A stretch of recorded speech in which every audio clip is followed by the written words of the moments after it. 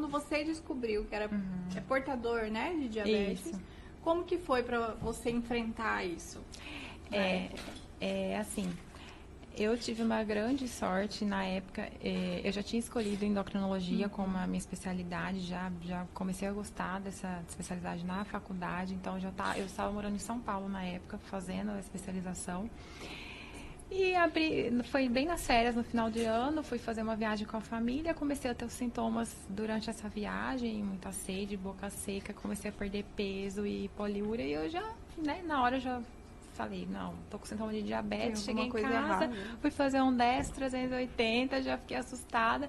E assim, graças a Deus eu já estava na especialização, né, que a gente estava falando agora. E eu fui muito bem acolhida, porque pelos meus colegas da minha turma, pelos meus professores, né, eu cheguei no ambulatório nosso lá, falei, olha, hoje o caso clínico aqui é eu. Minhas professoras, meu Deus, como assim? Ninguém nunca abriu quadro assim.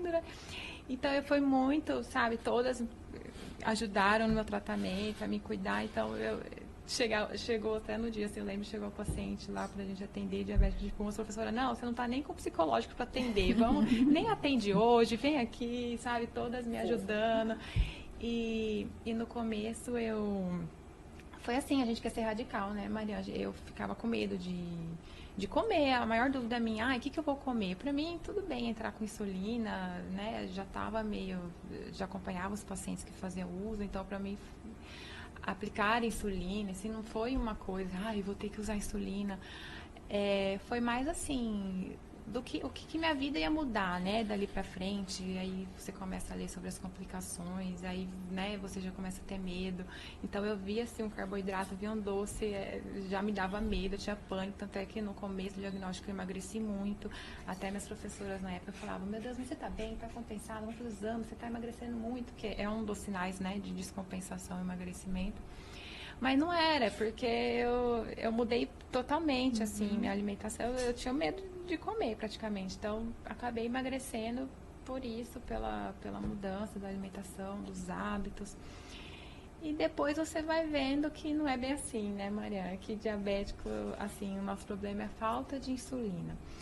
E se a gente... Lógico, a gente precisa estudar, porque a gente precisa conhecer sobre alimentação, a função das insulinas, né, e certinho, quando a gente começa a entender sobre o metabolismo, se conhecer, ver como que seu organismo reage, que é muito individual, né, cada um tem a sua individualidade no tratamento. E aí, quando você começa a se conhecer, ver os sinais que seu corpo está dando, você começa a entender a doença e aí as coisas começam a influir.